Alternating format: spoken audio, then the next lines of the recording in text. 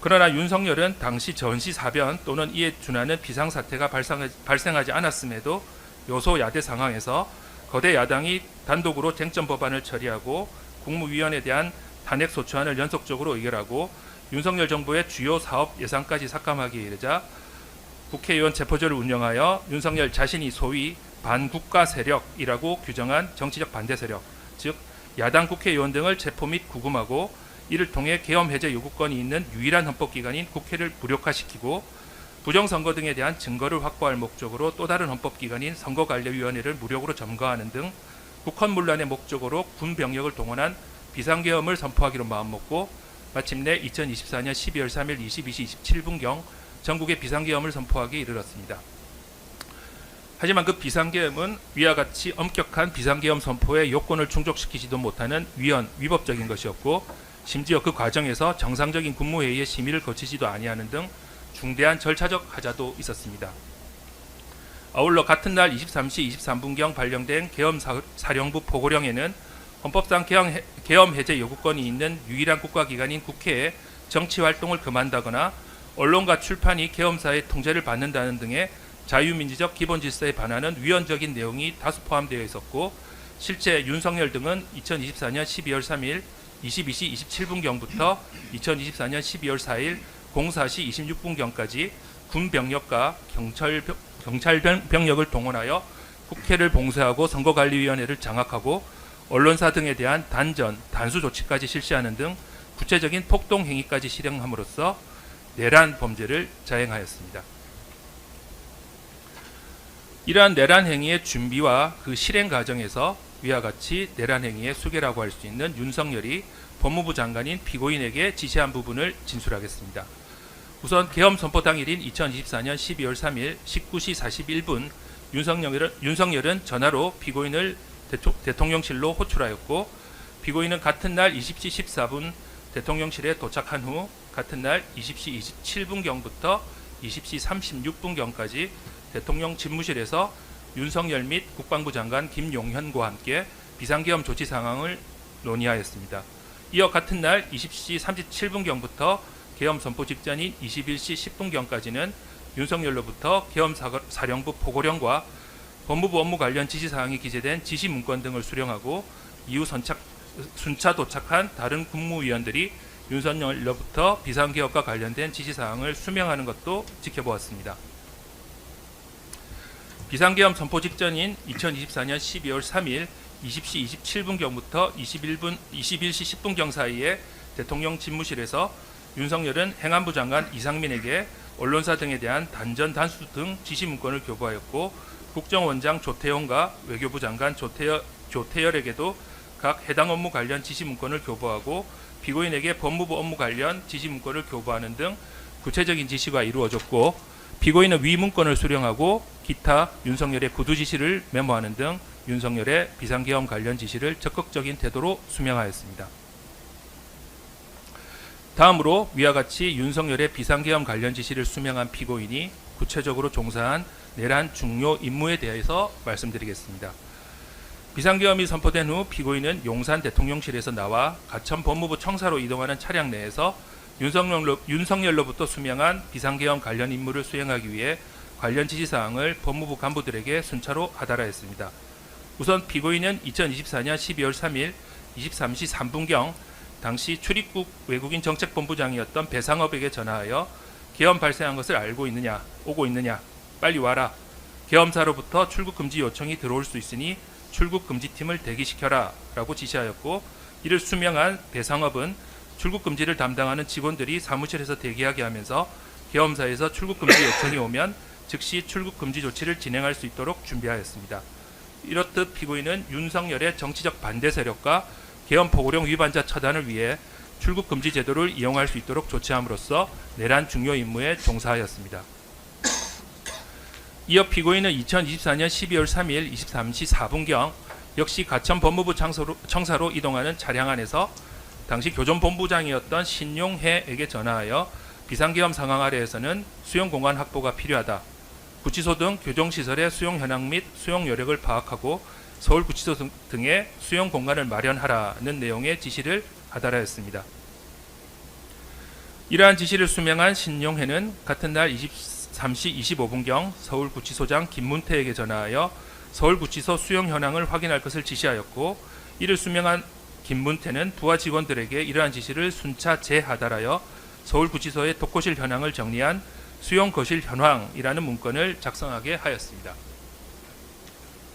신용회는 23시 32분경 교정본부 보안과 보안 담당 정희동에게도 전화하여 수도권 지역 교정시설의 추가 수용 가능 인원 파악을 지시하였고, 이를 수명한 정희동은 비상계엄 대비 포고령 위반자 구금에 따른 수용 인원 조절 방안이라는 문건을 작성하여 신용회에게 보고하였습니다.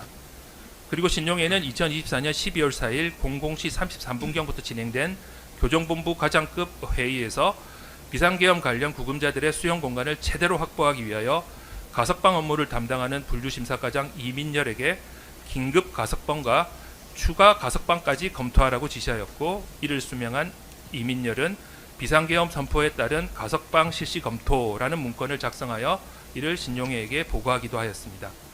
이렇듯 피고인은 윤석열의 정치적 반대 세력과 비상계엄 포고령 위반자들이 검거되면 이를 수용할 수용 공간의 여력 확인과 수용 공간 확보를 위해 신용회를 비롯한 교정본부에 관련 지시를 함으로써 내란 중요 임무에 종사하였습니다. 이어 피고인은 2024년 12월 3일 23시 55분경부터 다음 날인 2024년 12월 4일 00시 10분경까지 이루어진 법무부 간부회의에서 법무부 검찰국 소속인 검찰과장 임세진, 공공형사과장 이병주, 형사기획과장 김태영 등이 있는 자리에서 이들에게 계엄사령부 합동수사본부에 검사들을 파견해야 하니 검토하라고 지시하였고, 검찰과장 등은 예라고 답하여 이를 수명하였습니다. 또한 피고인은 위와 같은 법무부 간부회의 시작 직전인 23시 1분경, 23시 13분경 각 검찰총장 실무정에게 연락하였고, 법무부 간부회의 종료 후인 12월 4일 00시 25분경에도 실무정에게 재차 연락하였습니다. 이렇듯 피고인은 법무부 고위 간부들에게 위헌 위법한 비상계엄 선포에 따라 설립될 계엄사령부 합동수사본부에 검사를 파견할 것을 지시함으로써 내란 중요 임무에 종사하였습니다.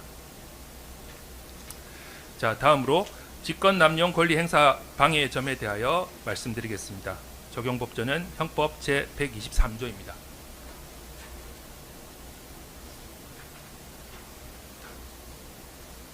먼저 법무부 장관의 일반적인 직무권한과 책무를 살펴보겠습니다. 정부조직법 제35조에 의할 때 피고인은 법무부 장관으로서 검사 및 검찰 관련 사무를 통할하고 대통령 및 국무총리의 행정 각 부처의 법령에 관한 자문 등 사무를 관장하고 교정, 출입국 관리, 인권 홍보 등에 관한 사무 전반을 총괄하고 검찰총장 등 소속 공무원을 지휘 감독하는 일반적인 권한을 부여받았습니다. 우선 피고인의 직권남용 권리행사 방해의 점, 그중 출입국 본부에 대한 출국 금지 관련 조치 지시에 의한 직권남용의 점에 대해 말씀드리겠습니다. 내국인에 대한 출국 금지 조치가 이루어지기 위해서는 범죄수사 목적 등 출국 금지의 사유가 존재하는 경우이거나 중앙행정기관의 장애 요청 시 출국 금지 사유 등에 대한 검사의 검토 의견서가 첨부되어야 합니다. 그러나 이미 말씀드린 바와 같이 윤석열의 비상계엄 선포 및 그에 따른 포고령 등이 모두 위헌, 위법이므로 윤석열의 정치적 반대 세력이나 계엄 포고령 위반자에 대한 출국 금지 사유 자체가 존재하지 않는다고 할 것이고, 따라서 출국 금지 업무 담당자들에게는 계엄사령부의 출국 금지 요청을 따를 의무가 없습니다. 그럼에도 피고인은 법무부 출입국 본부 소속 출국 금지 담당 직원들로 하여금 출근하여 대기하면서 계엄사령부의 출국 금지 요청에 대비하도록 지시하였는 바, 이러한 피고인의 지시는 법무부 장관으로서의 권한을 남용하여 출입국 본부 소속 출국 금지 담당 직원들로 하여금 의무 없는 일을 하게 한 것입니다. 이어 피고인이 교정본부에 대한 수용 공간 확보 관련 지시에 의한 직권남용 권리행사 방해의 점에 대해 말씀드리겠습니다. 앞서 말씀드린 바와 같이 윤석열의 비상계엄 선포는 위헌이며 위법적인 무효의 것이고, 그에 따라 계엄사령부의 계엄 포고령 또한 명백히 위헌이며 위법한 포고령입니다. 따라서 이러한 포고령을 위반한 소위 반국가 세력에 대한 체포 및 구금은 위법한 체포와 구금이 된다고 할 것입니다. 그러기에 법무부 교정본부 소속 공무원들의 경우 이러한 위헌, 위법한 포고령 위반자들을 수용하기 위한 교정시설 수용 여력을 확인하고 가석방 가능 인원 등을 파악하라는 피고인의 지시를 따를 의무가 없었습니다. 그럼에도 피고인은 교정본부 소속 공무원들로 하여금 교정시설의 수용 여력 등을 파악하도록 지시하였는 바 이러한 피고인의 지시는 법무부 장관으로서의 권한을 남용하여 교정본부 소속 담당자들로 하여금 의무 없는 일을 하게 한 것입니다. 마지막으로 법무부 소속 검사 등에 대한 비상계엄 정당한 논리 구상 문건 작성 지시에 의한 직권 남용의 점에 대해서 말씀드리겠습니다. 우선 비상계엄이 해제된 2024년 12월 4일 국무총리 한덕수는 삼청동에 있는 국무총리 공관으로 피고인과 국무조정실장, 대통령 비서실장, 대통령실 안보실장, 민정수석비서관 그리고 당시 여당이었던 국민의힘 당대표 등을 불러 비상계엄 이후 전국 현안과 그 대응을 논의하는 속칭 당청대 회의를 개최하였습니다. 당시 피고인을 비롯한 위 회의의 참석자들은 비상계엄 합리화 및 정당한 논리 개발의 필요성에 대해 인식을 공유하게 되었는데 피고인은 이러한 회의 결과를 업무수첩에 메모하여 나온 다음 비상계엄을 정당화할 수 있는 논리를 구상하기로 마음먹었습니다. 이에 따라 피고인은 2024년 12월 4일 15시 28분경 법무부 검찰과장 임세진에게 연락하여 입법 독재, 탄핵 소추, 예산 삭감 등의 내용이 기재된 비상계엄 정당한 논리 검토 문건을 작성하여 보고할 것을 지시하였고 이러한 지시를 수명한 임세진은 이를 다시 검찰국, 검찰과 소속 검사 안홍준에게 하달하여 피고인의 지시사항이 기재된 비상계엄 정당한 논리 관련 문건을 생산하게 하고 이를 피고인에게 보고하도록 하였습니다. 그러나 검찰 인사 관련 업무를 수행하는 검찰국, 검찰과 소속 검사 등 공무원의 경우 위헌 위법한 윤석열의 비상계엄 선포를 정당화하는 논리를 개발하거나 그러한 문건을 작성할 의무 자체가 없었습니다. 그럼에도 피고인은 검찰과장 등에게 비상계엄을 정당화할 수 있는 논리를 구성하여 보고할 것을 지시하였는 바 이러한 피고인의 지시는 법무부 장관으로서의 권한을 남용하여 검찰과 소속 검사들로 하여금 의무 없는 일을 하게 한 것입니다. 자, 다음으로 피고인 이완규의 국회에서의 증언 감정 등에 관한 법률 위반의 점에 대해서 말씀드리겠습니다. 이하에서도 동일하게 피고인이라고만 호칭하겠습니다. 적용법조는 국회에서의 증언 감정 등에 관한 법률 제14조 제1항입니다. 자, 먼저 피고인의 지위와 양력을 소개해드리겠습니다. 피고인은 1990년 제32회 사법시험에 합격하여 연수원 동기인 윤석열과 사법연수원을 23기로 수료하였고 1994년 서울지방검찰청의 검사로 인간하였습니다. 이후 피고인은 윤석열의 대통령 당선 이후인 2022년 5월 제35대 법제처장으로 취임하였고 2025년 7월 4일 퇴임하였습니다. 앞서 설명드렸던 2024년 12월 4일 삼청동 국무총리 공관에서 이루어진 당정대 회의 이후 법무부 장관인 박성재와 민정수석 비서관 김주현은 비상계엄의 합리화 및 정당한 논리 개발의 필요성 등을 공감하게 되었고 같은 날 18시 32분경부터 20시 26분경 사이에 삼청동에 있는 대통령 안가에서 법제처장인 피고인, 법무부 장관 박성재, 행안부 장관 이상민, 대통령실 민정수석 비서관 김주현, 그리고 대통령실 법률비서관 한정화 등 총 5명의 법조인 출신들이 모여 비상계엄 관련 대응 방안 등을 논의하게 되었습니다. 그런데 이후 이러한 삼청동 대통령 안가에서의 회동 사실이 언론에 의해서 알려지자 국회에서는 이러한 모임의 당사자들을 증인으로 출석시켜 삼청동 대통령 안가 모임의 성격과 윤석열의 내란 가담 책임 등을 추궁하는 상황이 발생하게 되었습니다. 피고인은 2024년 12월 11일 국회 법제사법위원회 회의실에서 열린 법제사법위원회 증인으로 출석하여 선서한 다음 12월 4일 삼천동 안가 모임은 단순한 저녁 식사 자리였고 그 참석자는 박성재, 이상민, 김주현, 피고인 이렇게 총 4명뿐이었으며 계엄 후속 조치 등을 논의하지도 아니하였다는 취지로 증언하였습니다. 그러나 앞서 말씀드린 바와 같이 12월 4일 삼청동 안가 모임의 경우 그 성격이 단순히 지인 간의 사적 모임이 아닌 비상계엄 관련 대응 방안 등을 논의하기 위한 공적 성격의 모임에 해당하였고 당시 모임에는 대통령실 법률비서관 한정화까지 총 5명이 참석하였을 뿐만 아니라 위 모임에서 위 5명의 참석자들은 당시 비상계엄 관련 향후 대응 방안을 논의하기도 하였습니다. 이렇듯 피고인은 국회에서의 증언 감정 등에 관한 법률상의 선서를 하고도 허위의 진술을 하여 위증한 것입니다. 마지막으로 결론입니다.